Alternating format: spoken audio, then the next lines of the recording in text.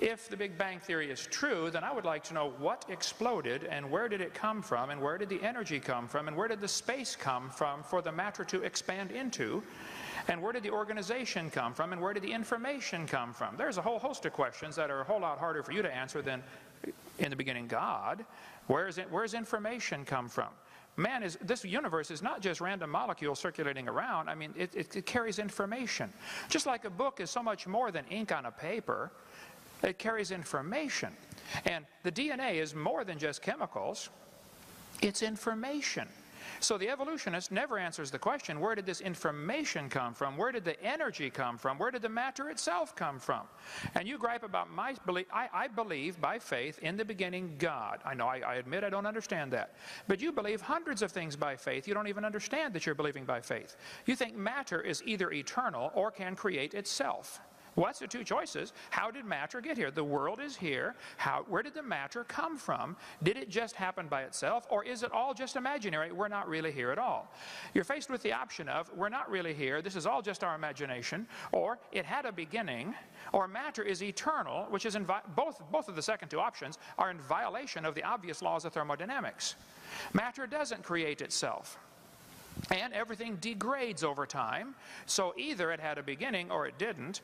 If it had a beginning, then what was before the beginning? I mean, there's so many thousands of things you take by faith. I say in the beginning God, and you say, well, this matter somehow either was always here or created itself, and then this matter somehow became alive, and then this first living thing learned how to reproduce, and then it learned how to make something other than its kind. I mean, even though nobody's ever seen that, nobody's ever seen a dog produce a non-dog. Or you mentioned about, you know, the fact that a wolf and a fox and a dog coming from a common ancestor off Noah's Ark in only 4,400 years. For heaven's sake, you believe they came from a rock. I mean, come on. I don't think my theory is that silly at all. So, if my answer to your question is still the same, I believe in the beginning God. I do take that by faith. Here's the major difference that I don't think you're going to understand. I admit mine is a religion. They do not admit theirs is a religion. They want you to think what they believe is science, and all of you should pay for their religion to be taught in this university. And that's the situation we have today, and that's unfortunate. There have always been situations where the majority taught something. I mean, in the Soviet Union 15 years ago, if you stood up and said, hey kids, I don't believe in communism, I think capitalism is a better system, you would be in Siberia if you survived. And here in Emory University, if you stood up in your classroom and said, I don't believe this evolution theory is true, I think it's pretty obvious there must have been a designer to this system, you would be in intellectual Siberia. You would lose your job. It has happened to hundreds of teachers, just simply for standing up and say, look, I think the evidence is here, folks. There must have been a designer. If I asked you to explain how computers came to be, but you cannot use man as your answer, I only want a purely naturalistic explanation for the origin of computers. Purely naturalistic. The answer has to lie within the computer.